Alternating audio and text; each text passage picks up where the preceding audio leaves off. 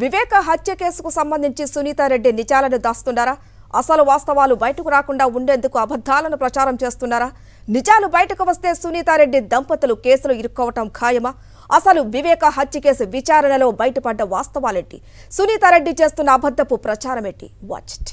వివేక murder అయిన స్థలంలో దొరికిన లేఖను దాచిపెట్టమని పిఏ కృష్ణారెడ్డికి చెప్పింది మీ దంపతులు కాదా? వివేక షమీంను రెండో పెళ్లి చేసుకుంటే ఆయనతో నీకు గొడవలు ఉన్నమాట వాస్తవం కాదా? షమీం కొడుకుకు వాటా వస్తుందనే భయంతోనే తప్పుడు సాక్ష్యం చెప్పాలని పిఏ కృష్ణారెడ్డిని బెదిరించింది నిజం కాదా? మీ తండ్రి చెక్ పవర్ తీసేసి ఆయనను ఆర్థికంగా తీవ్ర ఇబ్బంది పెట్టింది మీరు కాదా? అవినాష్ రెడ్డి పేరు చెప్పకపోతే నీ భర్త జైలుకి వెళ్లాల్సి వస్తుందని పిఏ కృష్ణారెడ్డితో అన్నది నిజమా కాదా? నీ తండ్రిని నరికానని బాహాటంగా ప్రకటించిన దస్తగిరి బెయిల్కు నువ్వు సహకరించావా లేదా? రాజకీయ ఆకాంక్షతోనే టీడీపీకి అనుకూలంగా రాజకీయాలు చేస్తున్నావా లేదా? మార్చి 15, 2019న వివేకానందరెడ్డి హత్య కేసు వెలుగులోకొచ్చింది. వివేకానందరెడ్డి చనిపోయిన విషయాన్ని పిఏ కృష్ణారెడ్డి మొదట ఆయన కుటుంబ సభ్యులకే తెలిపారు. పిఏ కృష్ణారెడ్డి హత్య విషయం తెలియగానే ముందుగా వివేక అల్లుడు నర్రెడ్డి రాజశేఖర్ రెడ్డికి ఉదయం 6:18 ఫోన్ చేసి విషయం చెప్పారు. కేవలం కొన్ని సెకండ్ల పాటు జరిగిన ఈ ఫోన్ సంభాషణలో వివేక బాత్రూంలో రక్తపు మడుగులో పడి ఉన్నారు అని పిఏ కృష్ణారెడ్డి వివేక అల్లుడు రాజశేఖర్ రెడ్డికి చెప్పారు. రక్తపు మడుగులో పడి ఉన్న మృతదేహం, ఆ ప్రదేశాన్ని వివేక అనుచరుడు ఇనాయతుల్లా తన సెల్ ఫోన్ ద్వారా ఫోటోలు, వీడియోలు తీసి నర్రెడ్డి రాజశేఖర్ రెడ్డి, నర్రెడ్డి శివప్రకాష్ రెడ్డిలకు వాట్సాప్ చేశారు. వాటిని చూసిన తర్వాత కూడా శివప్రకాష్ రెడ్డి అప్పటి టీడీపీ ప్రభుత్వంలో మంత్రిగా ఉన్న ఆదినారాయణ రెడ్డి తనకు ఫోన్ చేస్తే వివేక గుండెపోటుతో చనిపోయారని చెప్పారు. అదే విషయాన్ని ఆదినారాయణ రెడ్డి మీడియాకు వెల్లడించారు కూడా. వివేకానంద రెడ్డి మార్చి 15 నాడు ఉదయాన్నే నేను విజయవాడలో ఉన్నప్పుడు టీవీ వివేకానంద రెడ్డి గారు గుండెపోటు వలన చనిపోయినాడనే వార్త మేము విజయవాడలో ఉన్నప్పుడు జరిగినది. ఆ రోజు నేను నాతో పాటు శేఖర్ రెడ్డి అని మా కజిన్ ఒక ఆయన కాంట్రాక్టరు, శివప్రకాష్ రెడ్డి వివేకానంద రెడ్డి గారి యొక్క సొంత బావమరిది ఫోన్లో దొరికినప్పుడు నేను చెప్పిన మాట సారీ చెప్పినా. బాధాకరంగా ఎందుకు ఇట్లా జరిగిందంటే ఆయన ఎక్కువ సిగరెట్ తాగేవాడని, స్టంట్ వేసినారని, వామిటింగ్ వలన జరిగిందనే విషయం చెప్పిన తర్వాత వాళ్ళ కొడుకు కూడా నాతో మాట్లాడితే అదే విషయం చెప్పినాడు. ఇక్కడ అత్యంత కీలకమైన అంశం వివేక స్వదస్తూరితో రాసిన లేఖ, ఆయన వాడుతున్న సెల్ ఫోన్. వీటి విషయంలో సొంత కుటుంబ సభ్యులు పాటించిన గోప్యత అనుమానాస్పదంగా ఉంది. వివేక రాసినట్టు చెబుతున్న లేఖ, సెల్ ఫోన్ను తాము వచ్చే వరకు పోలీసులకు అప్పగించొద్దని పిఏ కృష్ణారెడ్డికి వివేక అల్లుడు రాజశేఖర్ రెడ్డి ఆదేశించారు. వీరంతా పులివెందులు చేరుకున్న తర్వాతే సెల్ ఫోన్లోని మెసేజ్లు, ఇతర వివరాలను డిలీట్ చేసి వాటిని పోలీసులకు అప్పగించారనే చర్చ ఉంది. వివేకానందరెడ్డి రాజకీయ వారసత్వం ఆశిస్తున్న అల్లుడు నర్రెడ్డి రాజశేఖర్ రెడ్డి, బావమరిది శివప్రకాష్ రెడ్డి ఆయనపై కక్ష పెంచుకుని హత్యకు కుట్ర పన్ని ఉండొచ్చు.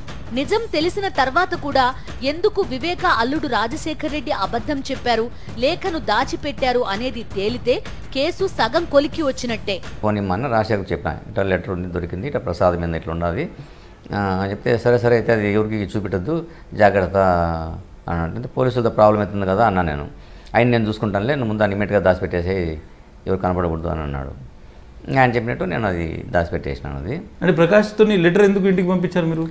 అది సేఫ్గా పెట్టమని చెప్పినాడు కాబట్టి నా జోబిలో ఉండేందుకు ప్రాబ్లం అని చెప్పి నేను సేఫ్లో పెట్టమని ఎవరు చెప్పారు? నర్రెడ్డి రాజశేఖర్ రెడ్డి. అంటే ఎందుకు, అంటే ఆ లెటర్ గురించి మీరు చెప్పిన తర్వాత ఆయన రియాక్షన్ దాన్ని, అంటే లెటర్ ఉంది అని మీరు మొత్తం చదివి వినిపించారు ఆయనకు? వినిపించాను. ఏమన్నాడు అప్పుడు? సరే దీన్ని ఎక్కడ ఎవరికి చూపించదు, ఈవెన్ పోలీసులకు కూడా చూపించదు, ఎవరికి తెలియకూడదు, నేను వచ్చిన తర్వాత నాకు హ్యాండ్ ఓవర్ చేయి ఎంతవరకు అంటే నేను పోలీసుల ప్రాబ్లం అవుతుందంటే అది నేను చూసుకుంటాను, నీకెందుకు, నేను చెప్పిన పని చేయనివాడు. తన రెండో భార్య ద్వారా జన్మించిన కుమారుడిని వివేక వారసుడిగా ప్రకటిస్తారనే ప్రచారం జరిగింది. ముఖ్యంగా సిబిఐకి ఇచ్చిన వాంగ్మూలంలో వివేక రెండో భార్య షమీం ఈ విషయాన్ని స్పష్టంగా చెప్పింది. తన కొడుకుకు ఆస్తిలో వాటా ఇస్తానని వివేక చెప్పినట్టు షమీం తన వాంగ్మూలంలో చెప్పారు. తన కొడుకుకు ఆస్తి వస్తుందనే కారణంతో వివేక మొదటి భార్య కుటుంబం తనపై కక్షగట్టిందని చాలాసార్లు తనను బెదిరించినట్టు షమీం సిబిఐకి ఇచ్చిన వాంగ్మూలంలో పూసగుచ్చినట్టు వివరించారు. ఇక ఎర్రగంగిరెడ్డిని తమ ఇంటికి పంపి వివేకాతో పూర్తిగా సంబంధాలు తెంచుకోవాలని బెదిరించినట్టు షమీం స్పష్టంగా సిబిఐకి చెప్పింది. వివేక తన వారసుడిగా షమీం కుమారుడు షెహన్షాని ప్రకటిస్తారనే అనుమానంతోనే సునీతారెడ్డి దంపతులు వివేక చెక్ పవర్ తొలగించినట్టు తెలుస్తోంది. దీంతో వివేక చనిపోవడానికి ముందు తీవ్రమైన ఆర్థిక ఇబ్బందుల్లో ఉన్నట్టు చాలా మంది వాంగ్మూలంలో చెప్పారు. వివేక హత్య కేసులో సాక్షులను బెదిరించేందుకు సునీతారెడ్డి దంపతులు తీవ్రంగా యత్నించారు. వివేకానందరెడ్డి వద్ద దశాబ్దాలుగా పనిచేస్తున్న పిఏ కృష్ణారెడ్డిని తప్పుడు సాక్ష్యం చెప్పమని నర్రెడ్డి రాజశేఖర్ రెడ్డి, సునీతారెడ్డి తీవ్రంగా వేధించారు. వివేక హత్య కేసులో భాస్కర్ రెడ్డి, అవినాష్ రెడ్డికి వ్యతిరేకంగా సాక్ష్యం చెప్పాలని సునీతారెడ్డి పిఏ కృష్ణారెడ్డిపై ఒత్తిడి తీసుకొచ్చింది. అయితే తాను అబద్ధపు సాక్ష్యం చెప్పేది లేదని కృష్ణారెడ్డి తెగేసి చెప్పడంతో నర్రెడ్డి సునీతారెడ్డి తన అసలు స్వరూపం బయటపెట్టారు. సిబిఐ అధికారులతో కలిసి కృష్ణారెడ్డిని తీవ్రంగా హింసించారు. తన తండ్రి వద్ద 30 ఏళ్ల పాటు పనిచేసిన వ్యక్తిపైనే సునీతారెడ్డి ఇంతటి దారుణాలకు పాల్పడ్డారు. నన్ను అదే రోజు సాయంత్రం పోలీసులు తీసుకెళ్లి డిటీసీలో 13 రోజులు పెట్టుకొని బాగా కొట్టి. ఏం చెప్పారు? ఫస్ట్ మీ దగ్గరికి వచ్చి తీసుకెళ్లే ముందు పోలీసులు మీకు చెప్పింది ఏమిటి? ఏం జరిగిందంటే మాకు ఏం తెలియదు, నాకు తెలిసి ఏ కూడా వాళ్ళు సార్ మీద అని చెప్పేవాడు. నేను ఎంత చెప్పినా వాళ్ళు వినరు. నరెడ్డి రాజశేఖర్ రెడ్డి మంచి ఫ్రెండ్స్ అంట కదా, నీకు తెలిసింటుంది కదా, నరెడ్డి రాజశేఖర్ చేసింటాడు కదా, లేకపోతే శంకర్ చేసింటాడా, ఇట్లా ఎందుకు అడుగుతాను. నాకు ఏమి తెలియదు, నేనేం చెప్పాలా? నాకైతే ఏం వాస్తవం ఏం తెలియదు. నరెడ్డి రాజశేఖర రెడ్డికి దీంట్లో వస్తాం ఉందా, నీకు తెలిసింటుంది కదా, నీకు మంచి ఫ్రెండ్ కదా అని. నా ఫ్రెండ్ ఓకే, కానీ ఇట్లాంటి విషయాలు ఎప్పుడు నాతో మాట్లాడలేదు, చేయలేదు, నాకైతే ఏం తెలియదు అని చెప్పేవాడిని. కొడతారు, నిజం చెప్పంటారు అంతేగా. ఎన్నిసార్లు చెప్పినా ఇదే అన్నా కూడా వాళ్ళు వినరు. లాస్ట్కు నా చేతులన్నీ కొట్టే దాదాపు 9 నెలలు, సంవత్సరం రోజులు నాకు చేతులు కూడా వంగలయ్యి. ఆ విధంగా కొట్టినారు నన్ను. ఇక ఇన్ని రకాలుగా హింసించినా కృష్ణారెడ్డి అబద్ధపు సాక్ష్యం చెప్పకపోవడంతో ఆయన కుటుంబాన్ని టార్గెట్ చేశారు. పిఏ కృష్ణారెడ్డి కుమారులను పిలిపించి సిబిఐ అధికారి రామ్ సింగ్ ద్వారా బెదిరింపులకు దిగారు. ఇక సునీతారెడ్డి దంపతులు నేరుగా రంగంలోకి దిగి కృష్ణారెడ్డి కుమారుడి వివాహం రద్దు చేయించారు. అంతేకాకుండా అబద్ధపు సాక్ష్యం చెప్పకపోతే మరోసారి అరెస్ట్ చేయిస్తామని కృష్ణారెడ్డిపై బెదిరింపులకు దిగారు.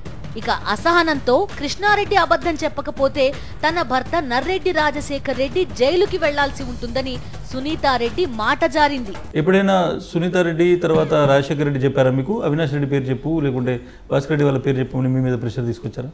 నన్ను నర్రెడ్డి రాజశేఖర్ రెడ్డి 2 సార్లు అడిగినాడు. వస్తానే నిన్ను అవినాష్ రెడ్డి మేనేజ్ చేసినాడు, నువ్వు అందుకే సైలెంట్ అయిపోయినావు నువ్వు అదే అని. నన్ను మేనేజ్ చేయాలంటే పొద్దు ఈ పక్క పుడుసాలా, నువ్వు ఏం మాట్లాడుతున్నావు అని చెప్పేసి నేను రివర్స్ మాట్లాడేవాడిని. అప్పుడు ఎందుకు వచ్చిన ఈయన అక్కడితో ఈ అడ్డం మాట్లాడుతున్నాడు, ఈయనకి ఏంటో లేదని నాతో ఇంకా ఎక్కువ వాదించేవాడు కాదు. నా ట్రైల్ చూస్తున్నాడు నేను ఏం మాట్లాడతానని. లాస్ట్కు హైదరాబాద్లో కూడా నన్ను పిలిపించుకొని భయపడిచ్చినాడు.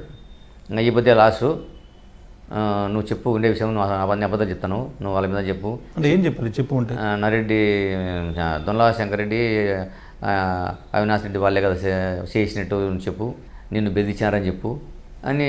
తర్వాత సిబిఐ వాళ్ళకు సహకరించు, నువ్వు వాళ్ళు చెప్పినట్టు విను, నువ్వు నిన్ను సేవ్ చేస్తాము, లేకపోతే ఇప్పుడు ఛార్జ్షీట్ వేస్తున్నారు, ఇంకా ఫైనల్లో ఇంకా నువ్వు జైలు పోతావు.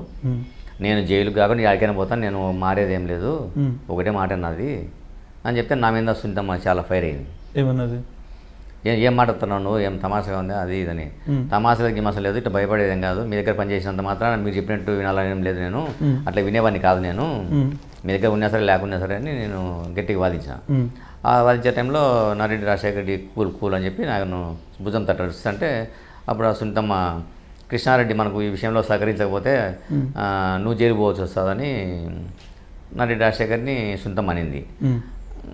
నాకు అప్పుడు సడన్గా నాకు ఏం అర్థం కాలే, ఇందులో ఏదో మతలబు ఉంది, సంథింగ్ వీళ్ళది ఏందో వీళ్ళ పాత్ర ఏదో ఉన్నట్టున్నది కూడా నాకు అనుమానం వచ్చింది. అప్పుడు కానీ చెప్పేసి నేను వచ్చేసిన వెళ్తున్నాను అని చెప్పేసి. ఎందుకు ఆ మాట అన్నది ఆమె?